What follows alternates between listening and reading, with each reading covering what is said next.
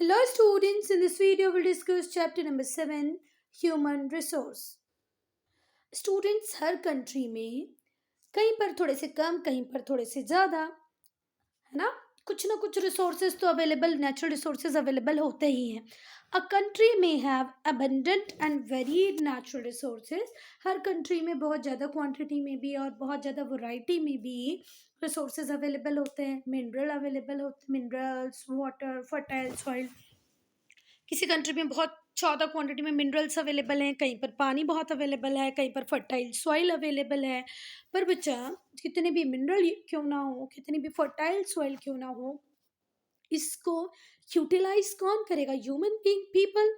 But it need people to utilize this resources. ये जितने भी रिसोर्सेज हैं इनको यूटिलाइज कौन ही करता है बच्चा? Human being, people. To farmers, miners, workers, professionals needed to grow crops, bring out minerals from mines, build roads, houses. बच्चा तो फिर देखो, फार्मर नहीं होगा तो कितनी भी फर्टाइल सॉइल क्यों ना हो, क्या उसके बेनिफिट्स हमें मिलेंगे? नहीं. माइनिंग हमारी कंट्री में डायमंड, गोल्ड, सिल्वर अंदर भरा पड़ा क्यों ना हो जमीन के अंदर, पर उसे निकालने के लिए ह्यूमन बीइंग तो चाहिए ना.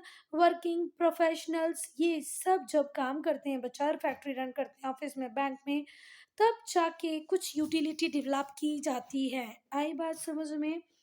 ये लोग ही होते हैं जो एक कंट्री को लिटरेचर, म्यूजिक, आर्ट और कल्चर देते हैं.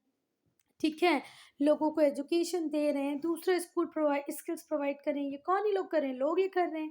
तो इसीलिए हम बोल सकते हैं कि हमारी कंट्री में सबसे इम्पोर्टेंट अगर कोई नेचुरल रिसोर्स है तो वो क्या ही है? People. People are there for consider to be the most important resource of the country. आई बात समझ में? देखो जरा ध्यान से. आपकी कंट्री में मिनरल है, वाटर भी है, फर्टाइल सॉइल भी है, पर उस वाटर को यूज करने के लिए कौन चाहिए? ह्यूमन. फर्टाइल सॉइल के ऊपर एग्रीकल्चर कौन करेगा? ह्यूमन. मिनरल्स से प्रॉपर कुछ आउटपुट लेना है तो वो भी कौन लेगा? ह्यूमन. इसीलिए ह्यूमन रिसोर्स सबसे ज्यादा इंपॉर्टेंट नेचुरल रिसोर्स है. अब बेटा अगर हम बात करें कि किसी भी कंट्री का डेवलपमेंट किसके ऊपर डिपेंड करता है, तो ऑब्वियस सी बात है ह्यूमंस पे डिपेंड करता है. पर अगर मैं पॉपुलेशन की बात करूं तो कोई कंट्री हो सकता है बहुत बड़ी है, पर वहाँ पर लोगों में स्किल्स ही नहीं है, अवेयरनेस नहीं है, टेक्निकल नॉलेज ही नहीं है, तो ऐसा ह्यूमन रिसोर्स किसी काम का भी नहीं होता है. तो अगर आपको कंट्री को ओवरऑल डेवलप करना है तो आप साइज ऑफ पॉपुलेशन पे डिपेंड नहीं करेंगे, उनके स्किल्स, अवेयरनेस और टेक्निकल नॉलेज, उनकी हेल्थ इस पर डिपेंड करेंगे. ठीक कोई बात?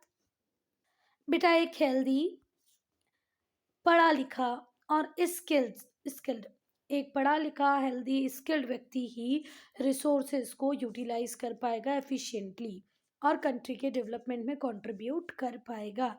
M I clear here? If not, please write in comment section.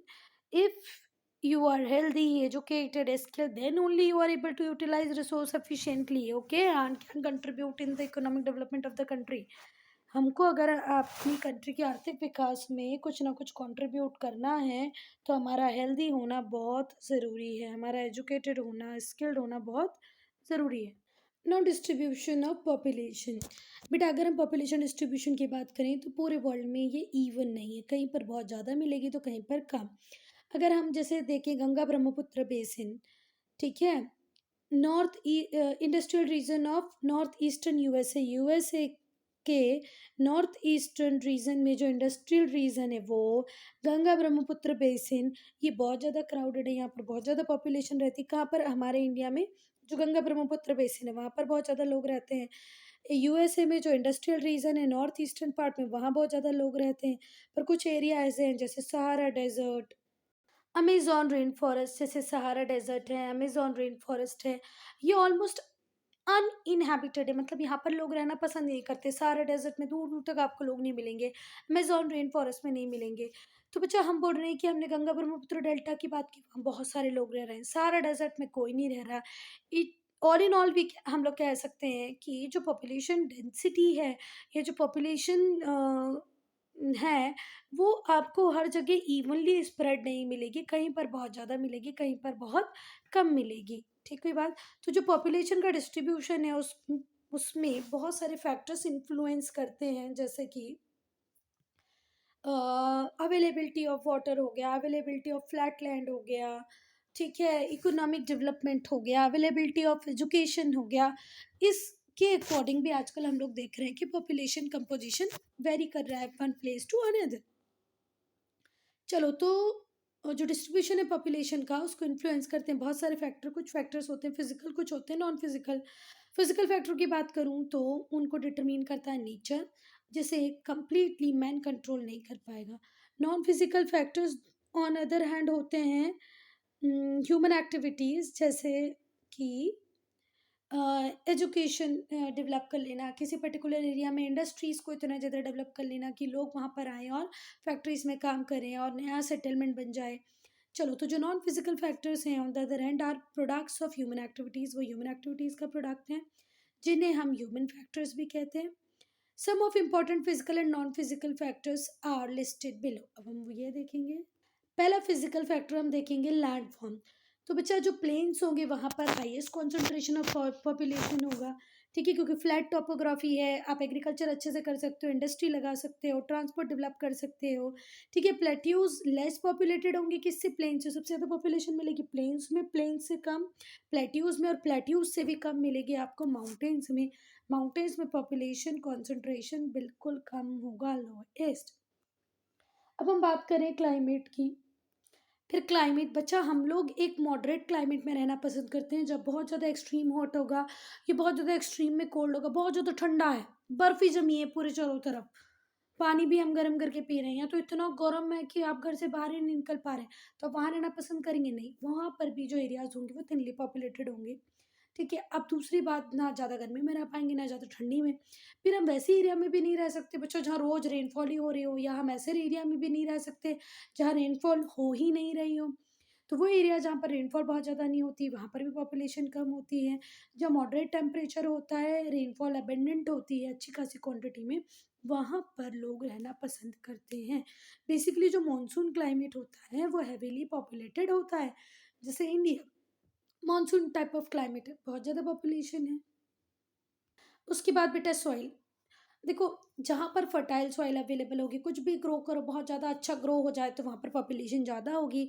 जैसे रिवर वैली जो होती हैं, वहाँ पर फर्टाइल एलुवियल सॉइल मिलती है, इसलिए लोग वहाँ के रहते हैं, क्योंकि वहाँ खेती करेंगे तो उनका जो प्रोड्यूस होगा वो बहुत अच्छा होगा। अब स्टूडेंट्स, अवेलेबिलिटी ऑफ वाटर, तो मुझे खुद सोच के बताओ, can we survive without water? No. तो पहले जो शुरुआती जो सेटलमेंट थे, भले वो इंडस वैली सिविलाइजेशन हो, हुआंग हो सिविलाइजेशन हो, नाइल वैली सिविलाइजेशन हो, सब किसके किनारे हुए बेटा? रिवर के किनारे पर हुए, रिवर बैंक्स पर हुए। तो जो अर्ली ह्यूमन सेटलमेंट थे और आज भी जो ह्यूमन सेटलमेंट्स हैं, वो कहाँ डेवलप होते हैं बच्चा? जहाँ पर proper sources of water available हो, ठीक है।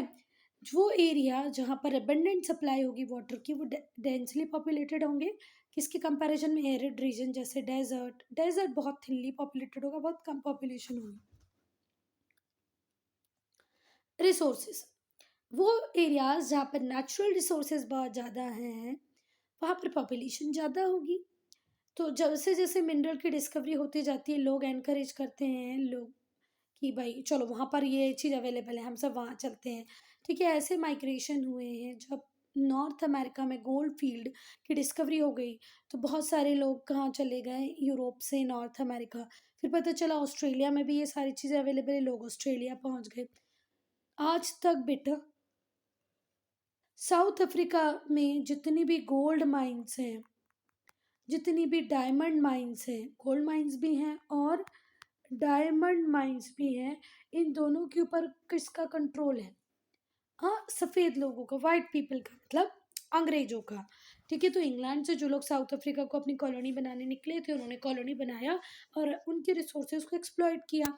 तो south Africa, north America, Australia क्यों गए थे? क्योंकि यहाँ पता चल गया कि भाई यहाँ गोल्ड अवेलेबल है, सिल्वर अवेलेबल है, डायमंड अवेलेबल है। तो रिसोर्सेज का भी एक इम्पॉर्टेंट रोल होता है। नाउ नॉन फिजिकल फैक्टर्स में देखो बच्चा, कई बार कुछ सोशियो इकोनॉमिक कंडीशन होती है, कुछ कल्चरल फैक्टर्स ऐसे होते हैं, वो भी पॉपुलेशन के डिस्ट्रीब्यूशन को अफेक्ट करते हैं।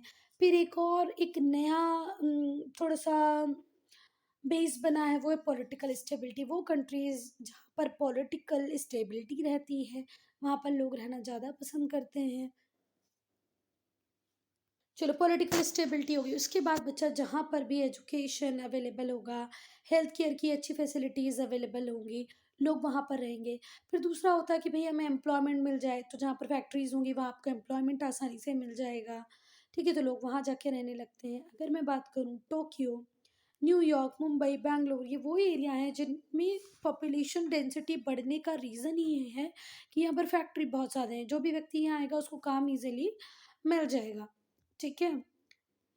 Tokyo, New York, Mumbai, Bangalore, etc. are crowded because they are center of industries and commerce. यहाँ कॉमर्स इंडस्ट्री दोनों है।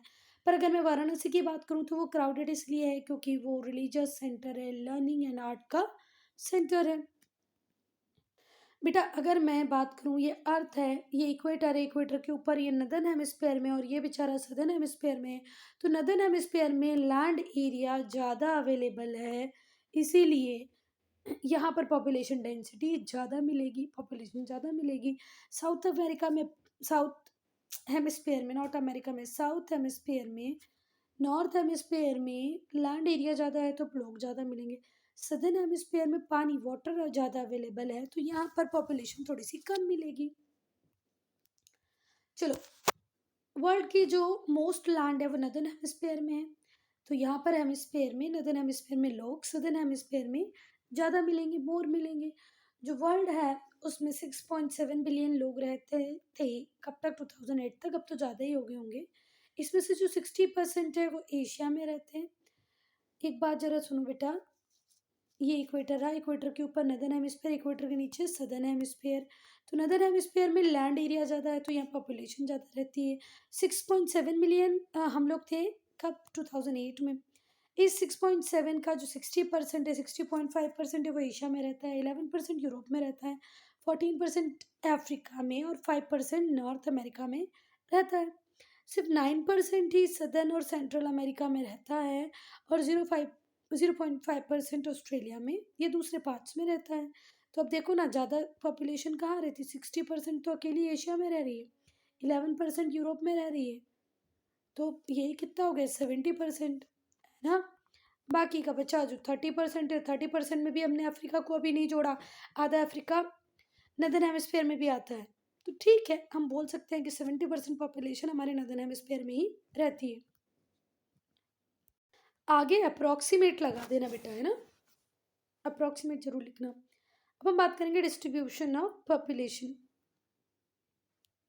हम लोगों ने देखा बेटा वर्ल्ड में भी पॉपुलेशन अनइवनली डिस्ट्रीब्यूटेड है, इवन हमारे इंडिया में भी पॉपुलेशन अनइवनली डिस्ट्रीब्यूटेड है, ठीक है? अगर हम कंसंट्रेशन की बात करें कि पॉपुलेशन सबसे ज़्यादा कहाँ है, तो नॉर्दर्न प्लेन्स में है। कहाँ पर है, गंगा प्लेन्स में है, कोस्टल प्लेन्स में है। Coastal plains, Ganga plain densely populated है, ठीक है? प्लेन्स पे एग्रीकल्चर बहुत अच्छे से हो जाता है, मोर प्रोडक्टिव रीजन होता है, तो लोग यहाँ पर रहते हैं। अगर आप प्लेन्स में हो तो आप बेटा रेलवे, अगर मैं बोलूँ रेलवे माउंटेन में बनाना आसान है कि प्लेन में बनाना आसान है, तो क्या बोलोगे, माउंटेन नहीं, प्लेन्स बोलोगे ना। तो बेटा इसीलिए प्लेन्स में कम्युनिकेशन नेटवर्क आप इजीली डेवलप कर सकते हो, रेलवे बना सकते हो, रोड बना सकते हो, इसलिए प्लेन्स ज़्यादा पॉपुलेटेड होते हैं। बहुत सारे टाउन सिटीज़ जो कमर्शियली और इंडस्ट्रियली इम्पोर्टेंट है, ये इसी रीजन में है बच्चा, और यहाँ पर पॉपुलेशन भी बहुत ज़्यादा है। अब हिली रीजन की बात करें, जैसे जम्मू कश्मीर हो गया, नॉर्थ ईस्टर्न स्टेट हो गया, ये थिनली पॉपुलेटेड, यहाँ पॉपुलेशन कम है, इकोनॉमिकली भी लेस डेवलप्ड है। यहाँ पर रेल बनाना, रोड बनाना थोड़ा सा मुश्किल है क्योंकि माउंटेनियस ट्रेन है, माउंटेन है, कहाँ माउंटेन पे आप रेल चढ़ा दोगे, ये बनाने का जो कॉस्ट है वो बहुत ज़्यादा है। डेजर्ट रीजन है जैसे कि राजस्थान और गुजरात, यहाँ पर भी पॉपुलेशन स्पार्स है, कम है। बेटा ये अप्रॉक्सीमेट पॉपुलेशन लिखी हुई है और परसेंटेज भी लिखा हुआ है, 19% चाइना में है और 17% पूरी दुनिया के लोग इंडिया में है। पर ऐसा माना जा रहा है कि नए सर्वे के अकॉर्डिंग हम चाइना को ओवरलैप कर गए हैं, चाइना से आगे निकल गए हैं। चलो, एमंग द स्टेट्स, अगर स्टेट्स और यूनियन टेरिटरीज की बात करें तो उत्तर प्रदेश मोस्ट पॉपुलस है। सबसे ज़्यादा पॉपुलेशन किस स्टेट में रहती है बेटा, तो उत्तर प्रदेश में, ठीक है? और जो यूनियन टेरिटरी है जैसे लक्षद्वीप, यहाँ पर बहुत कम पॉपुलेशन है। उत्तर प्रदेश मोस्ट पॉपुलस है, लक्षद्वीप लीस्ट पॉपुलस है। Now very important question is what do you mean by density of population. तो डेंसिटी ऑफ पॉपुलेशन क्या है, जरा ये ध्यान से लर्न कर लें एक लाइन में। Density of population is the number of people per unit area of land. Per unit area of land पे जितने लोग रह रहे हैं उनसे क्या बनती है population density. So density of population is the number of people per unit area of land. इस जमीन के टुकड़े पे जितने लोग रह रहे होंगे इसे क्या कहेंगे डेंसिटी। ये कैसे एक्सप्रेस करते हैं हम, number of person in every square kilometre. Her square kilometre में कितने लोग रह रहे हैं। अब आप जैसे यूपी की बात करेंगे, बिहार की बात करेंगे तो पर स्क्वायर मीटर पे बहुत ज़्यादा लोग रह रहे होंगे। पर वहीं पर अगर हम जम्मू कश्मीर की बात करेंगे, अरुणाचल प्रदेश की बात करेंगे तो उतने ही स्क्वायर किलोमीटर में कम लोग रह रहे होंगे। जो एवरेज पॉपुलेशन डेंसिटी वर्ल्ड की है वो 45% पर स्क्वायर किलोमीटर, पूरे वर्ल्ड की निकाले तो है 45% पर स्क्वायर किलोमीटर। एक स्क्वायर किलोमीटर में 45 रहते हैं, ठीक है। पर ऐसा तो नहीं है कि यूनिफॉर्म डिस्ट्रीब्यूशन है, नहीं है ना। There would be around 45 people in every square kilometre of land. जो डेंसिटी है पॉपुलेशन की वो one place to another vary करेगी। तो अगर कॉन्टिनेंट्स की बात करें तो वो कॉन्टिनेंट जहाँ पर सबसे ज़्यादा पॉपुलेशन डेंसिटी है वो एशिया। कोई पूछेगा सबसे ज़्यादा पॉपुलेशन किस कॉन्टिनेंट में, तो भी बोलना है एशिया। सबसे ज़्यादा डेंसिटी कहाँ पर है, तो भी एशिया। और सबसे कम डेंसिटी कहाँ पर है, तो ऑस्ट्रेलिया। सबसे ज़्यादा डेंसली पॉपुलेटेड कॉन्टिनेंट एशिया, सबसे कम डेंसिटी वाला कॉन्टिनेंट ऑस्ट्रेलिया। बेटा जो डेंसिटी है पॉपुलेशन की ये कॉन्टिनेंट टू कॉन्टिनेंट वेरी कर रही है। कई बार जो बड़ी सिटीज़ होती हैं, कोस्टल एरियाज़ होते हैं, रिवर बेसिन होते हैं, वहाँ पर पॉपुलेशन ज़्यादा होती है, डेंसली पॉपुलेटेड होते हैं। यहाँ पर दो जगह देखो, दोनों सेम बराबर हैं। यहाँ पर इतनी सी जगह में इतने सारे लोग रह रहे हैं, पर यहाँ पर इतनी सी जगह में सिर्फ 3 लोग रह रहे हैं। तो ये पर स्क्वायर किलोमीटर एरिया में जितने लोग रह रहे हैं यहाँ पर डेंसिटी ज़्यादा है, यहाँ डेंसिटी कम है। जनरली जो लार्ज सिटीज़ हैं, कोस्टल एरियाज हैं, रिवर बेसिन है, वो डेंसली पॉपुलेटेड हैं, जबकि डेजर्ट, माउंटेन रीजन, फॉरेस्ट ये स्पार्शली पॉपुलेटेड है। जो एवरेज डेंसिटी है पॉपुलेशन की इंडिया में वो है 324। वर्ल्ड का एवरेज कितना है 45। वर्ल्ड का एवरेज 45 पीपल इन एवरेज स्क्वायर किलोमीटर। पर वहीं पर 2001 सेंसस बोलता है इंडिया में 324 पर्सन पर स्क्वायर किलोमीटर। अब हम देखेंगे चेंज इन पॉपुलेशन चेंज। अगर हम आज की बात करें तो जो ह्यूमन पॉपुलेशन है अर्थ पे वो 6 बिलियन से भी ज़्यादा है। जो पॉपुलेशन है वो बढ़ रही है बड़े ही बढ़िया रेट से, अच्छे रेट से, over a long period of time से पॉपुलेशन तो बढ़ ही रही है। जो चेंज है पॉपुलेशन के साइज में आने वाला जो चेंज है वो डिपेंड करता है बेटा किस पे, बर्थ रेट और डेथ रेट पे। अगर ज़्यादा बच्चों 90 बच्चों का बर्थ हुआ उस पर्टिकुलर टाइम में और 40 लोगों की डेथ हुई तो कितने लोग बढ़ गए, 50 लोग बढ़ गए। पर वहीं पर अगर डेथ रेट ज़्यादा है, पैदा हुए हैं 40 मरे हैं 90, तो मतलब -50 में आप चल रहे हो। आई बात समझ में। तो बर्थ रेट और डेथ रेट ये दो फैक्टर हैं जिन पे क्या डिपेंड करता है, population change. The number of birth, live birth पर 1000 people in a year is called birth rate. ठीक है बात, एक साल में कितने लोगों का जन्म हुआ, एक साल में नहीं बेटा, पर 1000 लोगों के ऊपर कितने नए बच्चे पैदा हुए उसी को हम बोलते हैं बर्थ रेट। पर 1000 पीपल पे कितने नए बच्चों का बर्थ हुआ उसे क्या कहते हैं, बर्थ रेट। अब बेटा बर्थ रेट और डेथ रेट के बीच का जो डिफरेंस होगा उसे बोलेंगे नेचुरल इंक्रीज। मैंने पहले ही बता दिया कि बर्थ रेट 10% है, डेथ रेट 5% है, तो 5% क्या है आपका नेचुरल ग्रोथ रेट। चलो, जो डिफरेंस होता है इन टू रेट्स का, किस किस का, बर्थ रेट और डेथ रेट का, इसी को हम क्या बोलते हैं, natural increase, which is the main factor responsible for population growth. और यही मेन फैक्टर है जिसकी वजह से पॉपुलेशन बढ़ रही है। कई बार बेटा किसी जगह की पॉपुलेशन माइग्रेशन की वजह से भी कम या ज़्यादा हो जाती है। देखो जैसे ये एक सिटी है मुंबई, ठीक है, यहाँ पर एक विलेज है जिसका नाम है MM। तो MM में कामकाज का कोई ज़रिया नहीं था तो बहुत सारे लोग मुंबई चले गए काम करने। यहाँ पे लोग हो गए कम, यहाँ पर लोग हो गए ज़्यादा, है ना। तो लोगों के बाहर जाने से M&M पे क्या फ़र्क आया, यहाँ पर हो गए लोग ख़त्म। पर मुंबई में लोग ज़्यादा आ गए तो यहाँ मुंबई में क्या हो गए, लोग ज़्यादा। तो जो पॉपुलेशन होती है किसी भी रीज़न की वो माइग्रेशन की वजह से भी चेंज होती है। नंबर ऑफ इमिग्रेंट्स मतलब इनवर्ड माइग्रेशन, कितने लोग आपकी कंट्री में आए, ठीक है, फिर एमिग्रेंट्स, कितने लोग आपकी कंट्री को छोड़कर चले गए। इससे भी पॉपुलेशन पे बहुत ज़्यादा चेंज आता है। जब एमिग्रेशन एक्सीड होगा इमिग्रेशन से, तो पॉपुलेशन कम हो जाएगी, लोग जा ज़्यादा रहे हैं पर आ कम रहे हैं। ठीक है, पर कई बार ऐसा भी हो सकता है इमिग्रेशन ज़्यादा हो माइग्रेशन कम हो, तो भी प्रॉब्लम हो जाएगी। Migration can take place within the और बिटवीन द कंट्रीज। मुंबई से दिल्ली जाना, दिल्ली से मध्य प्रदेश आना, मध्य प्रदेश से यूपी जाना, ये आपकी कंट्री के अंदर का माइग्रेशन है। पर बहुत सारे लोग इंडिया से यूएसए यूके काम करने चले जाते हैं, ये बिटवीन कंट्री माइग्रेशन है।